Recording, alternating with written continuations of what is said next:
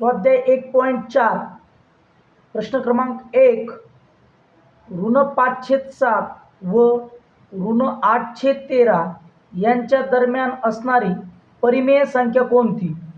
आता या दोन्हीही ऋण संख्या आहेत, म्हणजे यांच्या दरम्यान असणारी संख्या ही ऋणच असायला हवी.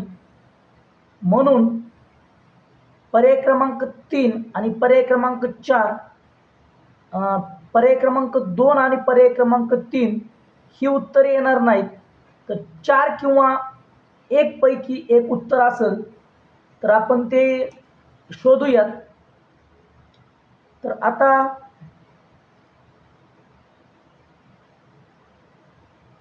5/7 या 7 या 5ला भागूयात. 0 पॉईंट इथं आपण 5 वरती जर 0 दिला, 7 49, हातच्याला आले, बाकी उरली 1, याच्यावरती दिला 0, 7 1 7, बाकी उरली 3, पुन्हा याच्यावरती 0 दिला, 7 चौक 28, म्हणजे हे मिळालं आपल्याला ऋण 0.714. आणि आपण जर ऋण 8/13 हे जर आपण दशांश रूपात लिहिलं तर 13 ने 8ला भाग जाणार नाही, म्हणून 8च्या पुढे एक 0 दिला, म्हणजे आपल्याला 0.13 1 13 आणि 13 सख 78, म्हणजे 6चा भाग बसला, बाकी उरली 2, पुन्हा दिला 0, 13 1 13, बाकी उरली 7, पुन्हा 7 वरती 0 दिला आणि 13 5 65, म्हणजे आपल्याला हा भागाकार मिळाला ऋण 0.615. आता 615 ऋण 0.615 आणि ऋण 0.714 यांच्या दरम्यान असणारी आपल्याला संख्या शोधायची आहे. पर्याय क्रमांक आपण 1 विचारात घेऊयात. एक आहे ऋण 13/21. 21 13ला भाग जाणार नाही, म्हणून आपण 0 दिला, 0.21 सख 126, बाकी उरली 4, इथे दिला 0, 21 1 21, बाकी उरली 19, 19 वर दिला 0, 21 9 189. आता आपण 3 अंकांपर्यंतच हा भागाकार केलेला आहे, तर ही संख्या आपल्याला मिळेल ऋण 0.619. या 615 पेक्षा हे मोठं आहे, म्हणजे या दोघांच्या दरम्यान येईल, म्हणून आपल्याला आपलं उत्तर असेल पर्याय क्रमांक 1 हे आपलं उत्तर असणार आहे.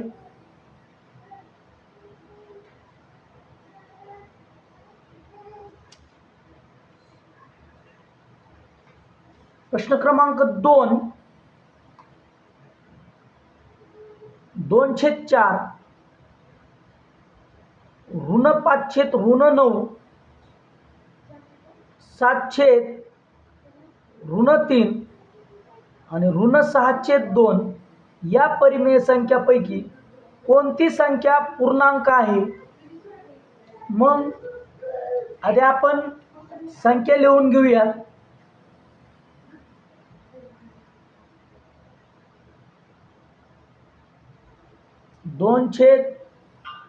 4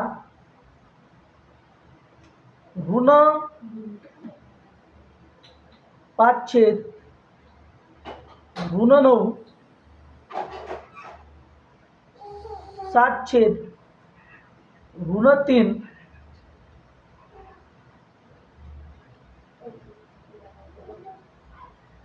आणि ऋण 6/2. आपल्याला या परिमेय संख्येपैकी पूर्णांक संख्या हवी. पूर्णांक काय म्हणजे की धन असो किंवा ऋण असू, म्हणजे ऋण 3 असू, ऋण 4 असू किंवा धन 5 असू, धन 6 अशी संख्या आपल्याला हवी आहे.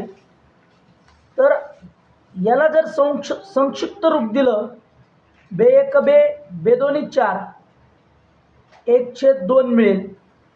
हे ऋण ऋण कट होईल, 5/9च राहील, कारण याला आपण संक्षिप्त रूप देऊ शकत नाही. आणखी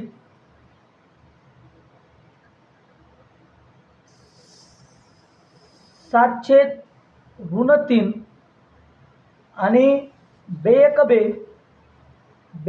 6 म्हणजे आपल्याला उत्तर मिळालं ऋण 3, म्हणजे ऋण 6/2 ही परिमेय संख्या पूर्णांक संख्या आहे. म्हणून आपलं उत्तर असेल पर्याय क्रमांक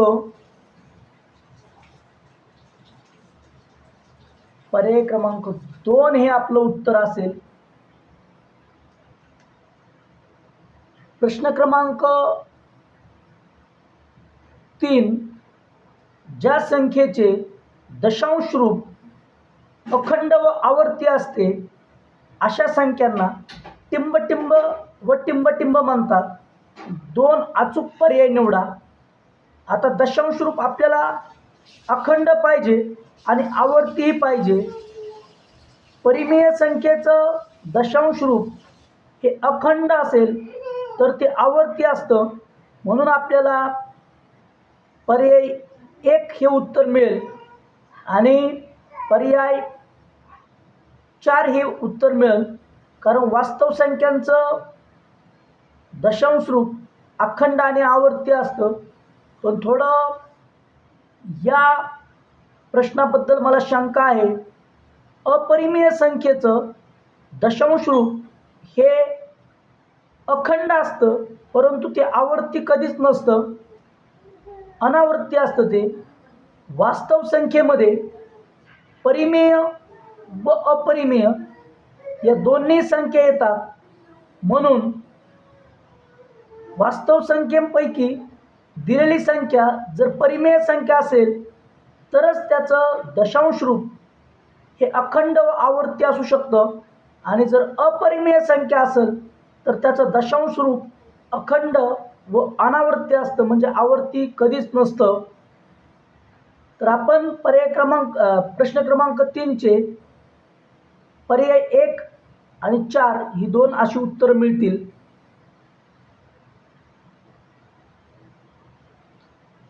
प्रश्न क्रमांक 4, पुढील पर्यायांपैकी चुकीची जोडी कोणती? परिमेय संख्या, अखंड व आवर्ती दशांश रूप. आता परिमेय संख्येची 2 दशांश रूप असतात. एक असतं खंडित आणि दुसरं असतं अखंड. जर अखंड असेल तर ते आवर्ती असतं, म्हणून हा पर्याय बरोबर आहे. अपरिमेय संख्या, अखंड व अनावर्ती दशांश रूप 2 पण पर्याय बरोबर आहे. वास्तव संख्या, परिमेय व अपरिमेय संख्यांचा समूह 3 पण बरोबर आहे. नैसर्गिक संख्या, धन व ऋण संख्यांचा समूह, तर नैसर्गिक संख्या हा फक्त धन संख्यांचा समूह असतो.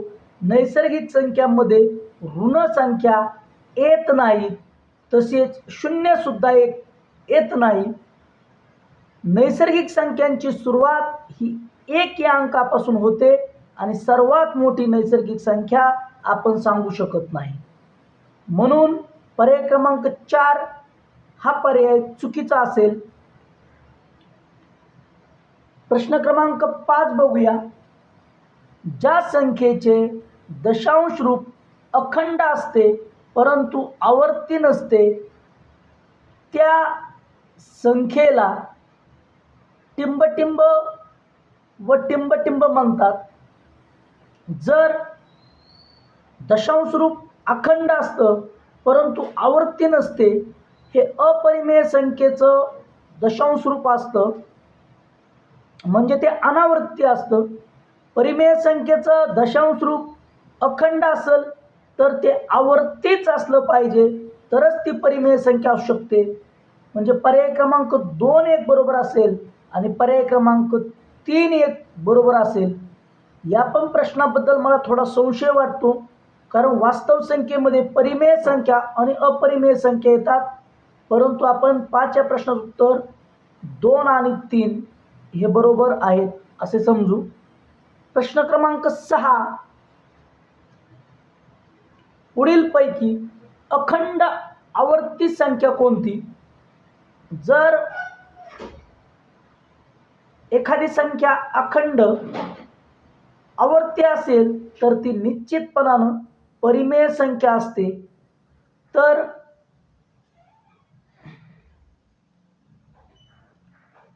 आता बघा, अखंड असलेली परंतु आवर्ती असलेली संख्या लिहिण्याच्या, परिमेय संख्या लिहिण्याच्या 2 पद्धती आहेत.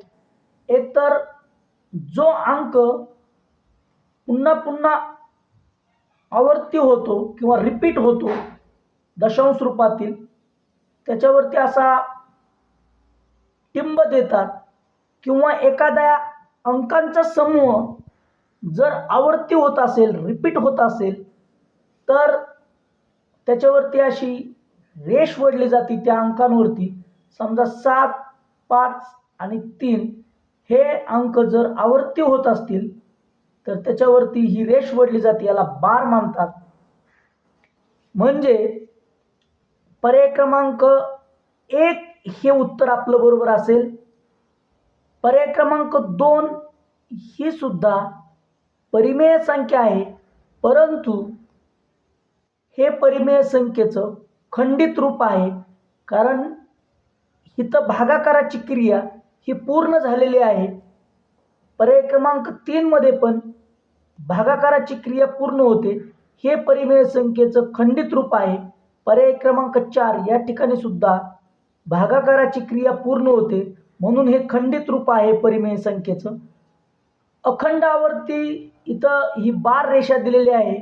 याचा अर्थ असा होतो की 1, 6 आणि 5 हे अंक पुन्हा पुन्हा रिपीट होतात आणि भागाकाराची क्रिया कधीच पूर्ण होत नाही, म्हणून या 6व्या प्रश्नाचं उत्तर 1 हे उत्तर असेल. प्रश्न क्रमांक 7, 0.67 या संख्येचे अखंड आवर्ती रूप कोणते? आता ही मुळातच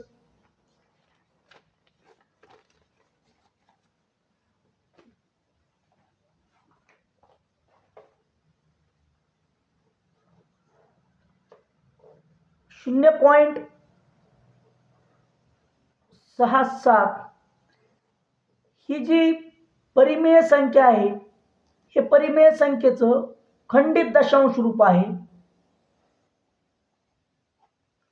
खंडित दशांश रूप. जर ह्याला म्हणजे यामध्ये भागाकाराची क्रिया पूर्ण झालेली आहे.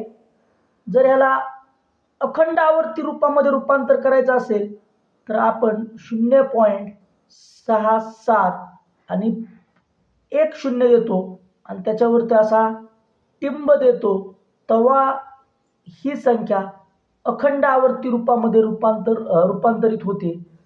म्हणून आपलं उत्तर असेल पर्याय क्रमांक 3 हे आपलं उत्तर असेल. इथं टिंब आहे. आता आपण 8वा प्रश्न पाहूया.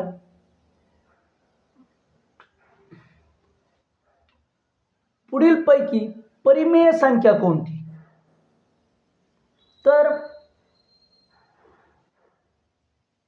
आपण उलटे पर्याय पाहूयात. 4 वर्गमुळात 10. जर एखाद्या संख्येचं वर्गमूळ निघत नसेल तर ती परिमेय संख्या नसते, तर ती अपरिमेय संख्या असते. वर्गमुळात 10 म्हणजे 10चं वर्गमूळ निघत नाही. आपण थोडं विस्तारानं पाहूया. समजा वर्गमुळात 16 दिलं, ह्या 16चं वर्गमूळ निघतं 4, म्हणून वर्गमुळात 16 ही परिमेय संख्या असते. ह्या 4चा छेद जो असतो तो 1 असतो, डिनॉमिनेटर. जर समजा एखादी संख्या घनमुळात दिली 216, या संख्येचं घनमूळ निघतं 6, छेद असतो 1. ही पण परिमेय संख्या आहे, पण इथं या 10चं वर्गमूळ निघत नाही, म्हणून ती अपरिमेय संख्या आहे. पर्याय क्रमांक 3 बघूयात. 3 दशांश चिन्ह 1 0 5 4 7 6 8 dot dot dot dot dot.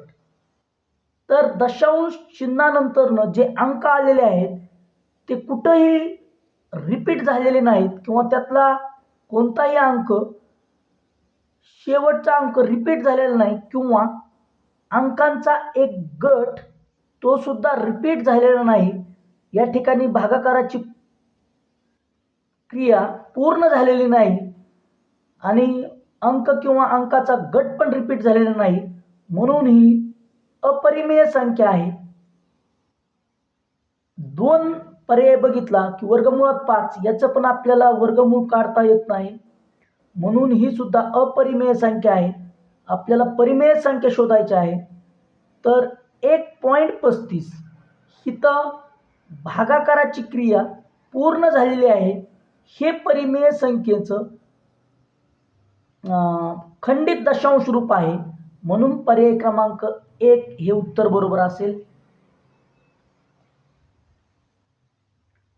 प्रश्न क्रमांक 9, पुढीलपैकी अपरिमेय संख्या कोणती? आता मी पूर्वी या अगोदर सांगितल्याप्रमाणेच जिचं वर्गमूळ निघत नाही ती अपरिमेय संख्या असते. इथं 25चं वर्गमूळ निघतं 5, ती परिमेय संख्या आहे.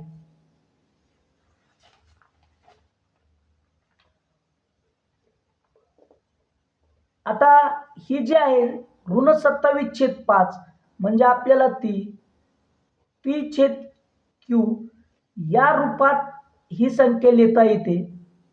p म्हणजे 27, q म्हणजे 5. फक्त ऋणचिन्ह आहे म्हणजे ती ऋण परिमेय संख्या आहे. पर्याय क्रमांक 1 तर परिमेय संख्या आहे. पर्याय क्रमांक 2 वर्गमुळात 25चं वर्गमूळ जर काढलं तर ते येईल 5, ती पण परिमेय संख्या आहे.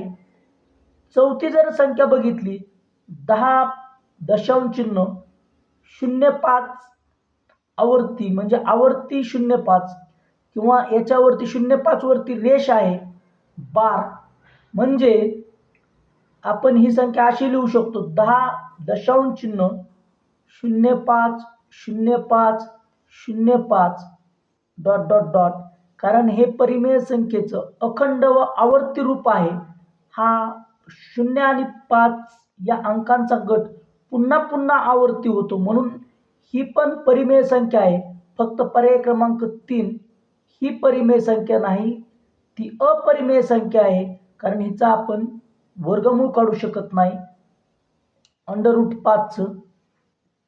या ठिकाणी आपण 9चे 9 प्रश्न अभ्यासलेले आहेत.